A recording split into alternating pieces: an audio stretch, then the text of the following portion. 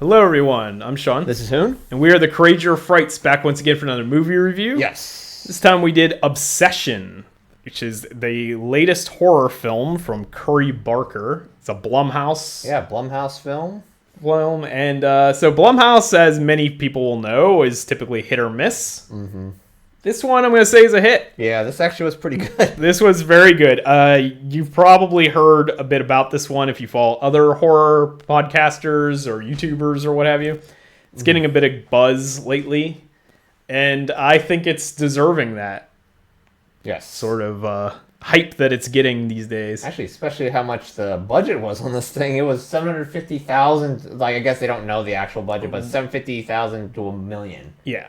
Which it does not look like that. Yeah. Like, it actually looks like a professionally filmed whatever movie. Camera they were using was, like, insane. Yeah, that's probably most of the budget. They weren't using no iPhone cameras.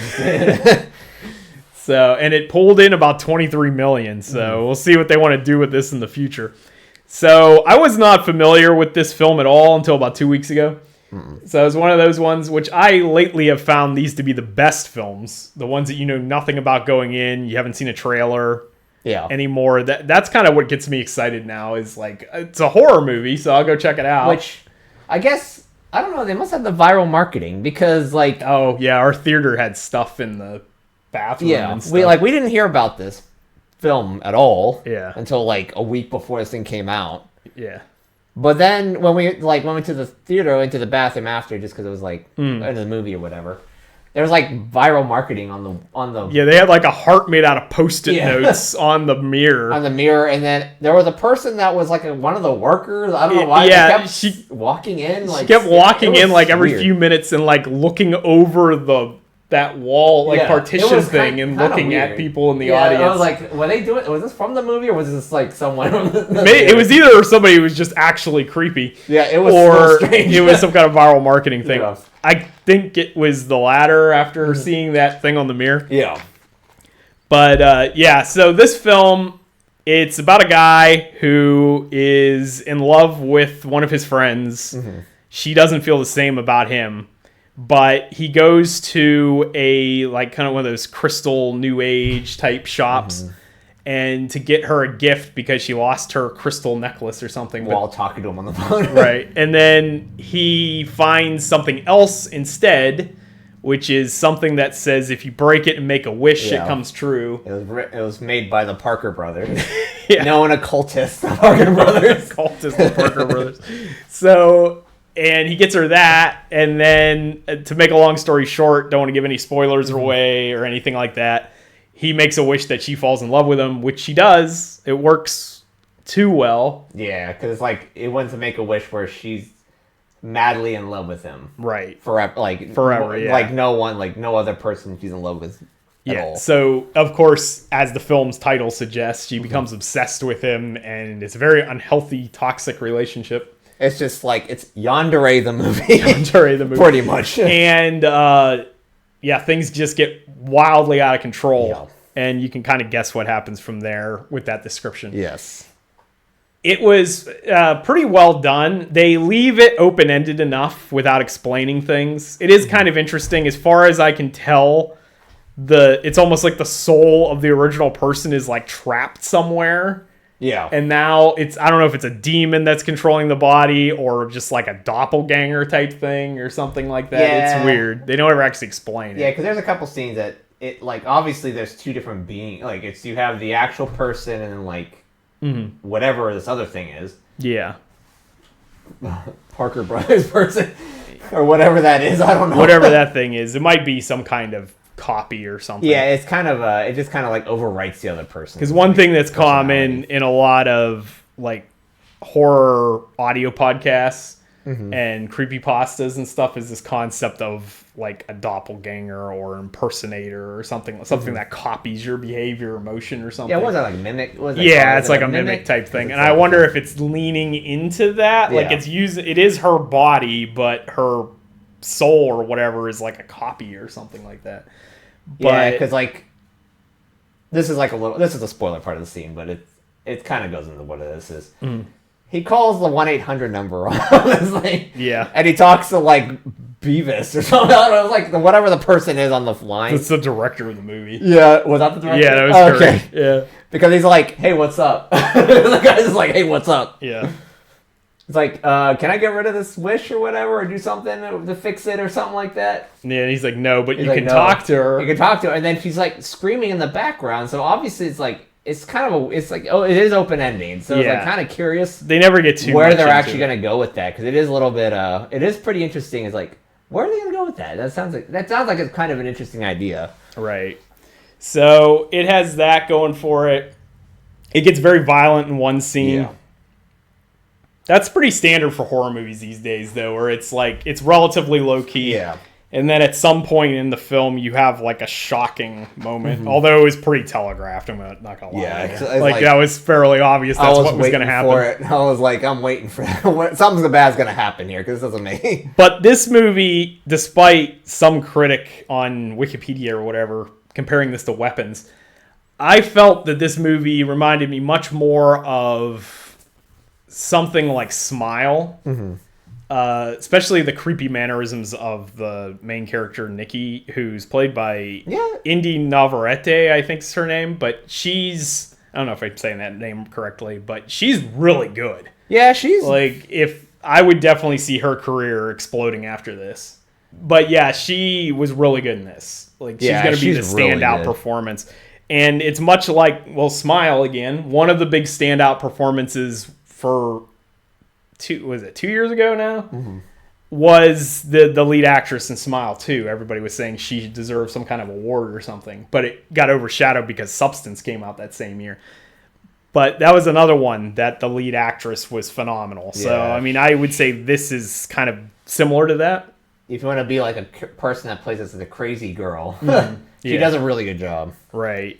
She has a lot of really creepy moments. They do a great use of shadows. Yeah. Keeping her face like out of the light all the time when she's being extra creepy. She starts doing these really creepy, like undulating movements and stuff as the film progresses. Maybe you think it probably was like a demon or something. Yeah. If you look at the actual shadow parts, you see her face and it's like weird looking. It's kind of like the very end of the movie. I mean, I'm gonna try to keep it spoiler free here, but we might accidentally drop something. Yeah.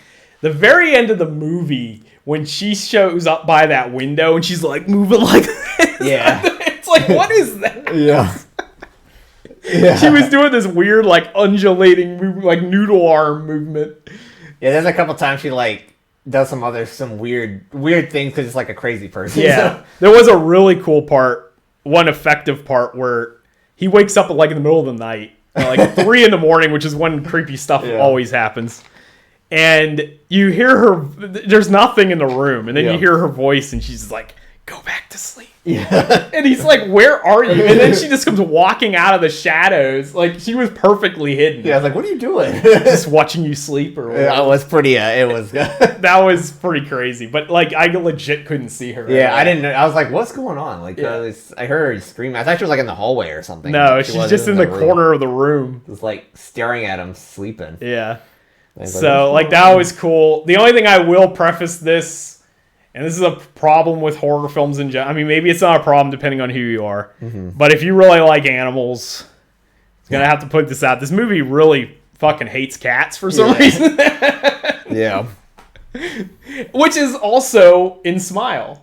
Oh, yeah. Because there's a scene in Smile. I guess I'm spoiling that movie, but you've had your chance. That was a long time ago. There's a scene in Smile where the person that's going crazy kills her cat and then gives it to a kid at a birthday party without realizing it because she has like lapses in memory and stuff like that. Something happens very similar to that in this film. And it's like, what's the deal with horror movies and cats? Like, especially recently, seemed a bit unnecessary. But yeah, aside from that, I thought it was quite good overall. Like I said, that standout performance is the lead actress by far. Like, I mean, nobody's terrible in this, but she's above and beyond. Yeah, which if you're making a movie about like a crazy person, your lead actress better be good. Right. Because you can go into camp, which this didn't This go into borderlines. camp. Yeah, at points. There's times where it's close. But it's like almost like it's supposed to be, but you never know because it's like you can't tell really. Like most horror projects these days, this has a strong tinge of comedy. Yeah. Throughout, which makes sense because I guess this guy was a YouTuber who made comedy shorts and horror shorts on his YouTube channel. So this is another guy that's technically a YouTuber turned horror filmmaker. Which I guess you're seeing more of those. Might be the future of cinema as a whole. Makes sense. I mean, you're basically working on short films. It's really no different than the traditional route, which was making short films. Yeah. Until you get picked up for a feature film. Like this script apparently was like, there's like a little thing in this YouTube video, like this Wikipedia article about, apparently the session was filmed in 20 or 26 days, covering 5 to 6 script pages daily, which about like 156 if you go for the highest number, but yeah, it's probably I don't know, is that normal for a script? I don't even know, but yeah, I'm not sure exactly, but yeah, This is definitely another example of a filmmaker who's probably going to be really hot in the next couple of years because people are going to want this guy to work on their projects. Yeah. This is based on a Simpsons episode featuring a monkey paw. I'm pretty sure because I was watching The Simpsons recently. Yeah. And I think this is like from the first season of like The Simpsons because one of the Treehouse of Horrors is like the monkey paw episode. Yeah. I'm pretty sure that's from the first season. Right. And then, or maybe second season. And then recently we had a monkey paw movie, basically. So this is a fairly common trope these days, but this is done very differently. Yeah. And it like combines two things into one. Right. So I feel like this is probably going to be, I'm not sure if it's my favorite horror movie. I'd have to think about the other movies that came out this year, but I think this is going to be in contention for a lot of people's favorite horror movie of the year. It is pretty good. Like it's pretty good. And it's all settles pretty much on that lead performance. Yeah. Like it's strongly associated with that. Just like Smile and Smile 2 and a number of other horror films that have come out. It's probably also comparable to It Follows.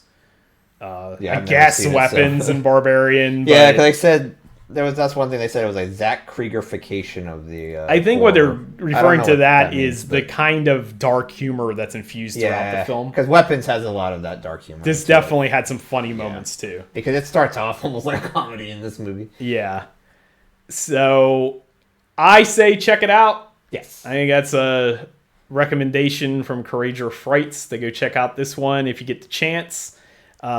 It's not necessary to see this one in theaters. I mean, I would just support it, but it would probably be just as good on Blu-ray or what have you as well, or 4K or whatever. Like I said, I'm curious more if this gets a sequel, which from those numbers it probably will. Well, here's the thing: it's running very similar to It Follows, which It Follows is getting a sequel, but it came out like 10 years ago. So I wonder if that's what's going to happen here, too, where it's going to be like this guy goes off and does other things for a while, and then he comes back to this like 5 to 10 years from now. I don't know if it's going to go right into another sequel or not, but I feel like it has potential surrounding the Wish, whatever that company is that makes the Wish thing. Yeah, I'm trying to see what I guess he's making another movie. His next movie, I guess, is Anything But Ghosts. Okay. I don't know if I'm assuming this is a supernatural horror film. Yeah, supernatural horror film. So yeah, that'll be something to check out as well. Looks like they upped his budget considerably. Yeah, $5 million budget for this. Would you be interested to see what he has with $5 million? Because this looked like a $5 million. That's Bryce Dallas Howard in it. Oh, okay. And Aaron Paul, which is the guy from Breaking Bad. All right. So it actually has some good some actresses and actors and definitely stuff. Check that out as well. So he must be getting some waves in Hollywood if you're getting well, yeah, I would think big actors because this was doing well. Like it did really well for distribution after TIFF. So this is definitely a film festival movie. If I saw this in a film festival, it would easily be #1 movie of the festival. Yeah, because this was really good. On April 21st, 2026, it was announced that Bark would be writing, directing, and reimagining the Texas Chainsaw Massacre. Okay. And I the think 10th installment of the Texas Chainsaw I think I did Massacre. hear about something like that. I Okay, knew so this he's- guy said something, but I couldn't remember what it was. Yeah, he's definitely going to be probably someone to watch in the future, especially Right. a newer director. So definitely check this guy out. He could work well with the Texas Chainsaw Massacre because he does the smaller scope. It could take it more back to its origins. Yeah. Because Texas Chainsaw is not supposed to be some big, elaborate slasher movie. It's much more small. Actually, the performance of this actress kind of reminded me of Mia Goth and Pearl in a couple spots. She definitely has That look. weird, creepy smile Yeah. for extended periods of time and that sort of thing. So with that, I think that's going to do it for a review of Obsession. So go check it out. Support it if you're a big fan of horror cinema. If you like this review, give us a thumbs up. Consider subscribing for more like this in the future. And you too could feel the strength welling within. See it. See ya.